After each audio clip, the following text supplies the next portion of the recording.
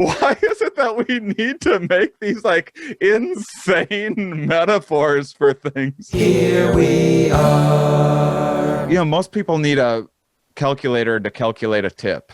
And you know, they'll laugh at someone that makes a typo or something like that, but most people will be like, I don't do math.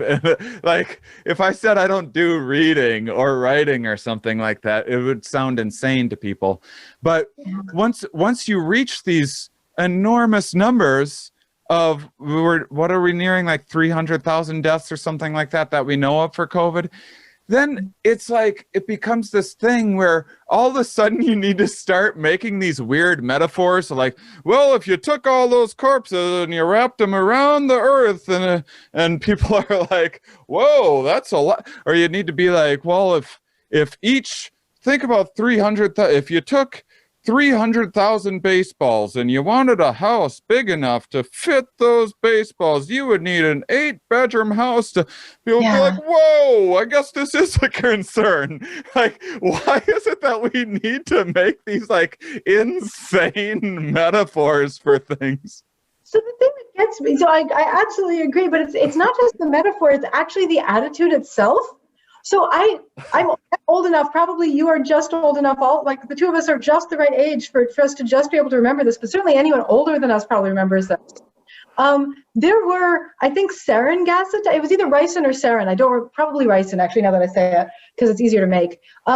Gas attacks on the subways in Japan, right? In the late 80s, early 90s. I remember that, yeah. Right?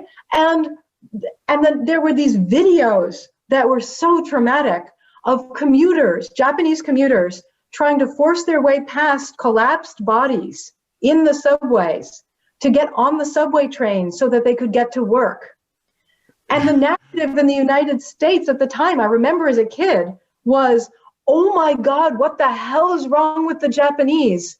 Yeah. That they're so serious about getting to work that they would push their way past what looks like a dead body and what is probably a dead body to risk their lives in a gas attack to get on the train because otherwise they're late to work. And I remember hearing that narrative and being like, yeah, that shows something really wrong with society. Yeah. That's exactly the argument we're now using in the United States of, well, if I put myself at risk, okay, but we got to keep the economy going. And I'm like, what the hell happened in the last 30 or 40 years that we can go from, oh my God, what are the Japanese doing during this terrorist attack on their subway system? That means that the average person thinks it's more important to get to work than to make sure that they are safe. Yeah. That narrative was, there were headlines, I don't remember if it was the New York Times or whatever, but like there were actual headlines commenting on the psyche of the Japanese people of what has gone wrong as a nation when that seems acceptable. Yeah. And we have now adopted that as the rhetoric of America of, well, of course I have to put myself at risk, otherwise I'm giving into fear because otherwise, and the economy won't work. And I'm like, first of all, the economy will work just fine. We can make people both safe and economically viable. There are many ways to do that. We just have to figure out which one we accept. But second of all, how did we get to the point where as Americans, we are the people shoving our way onto the subway car of dead bodies because otherwise we can't get to work? Yeah. I don't understand how we wrapped around on that. It always, speaking of metaphor, every time I see gatherings for any reason in the world, for holidays, for protests, for celebrations, for any kind of reason, what it looks like in my mind is watching HBO's Chernobyl when people are sitting there looking at the bridge of the fire and the flakes of radioactive soot are raining down and they're like making snow angels out of them.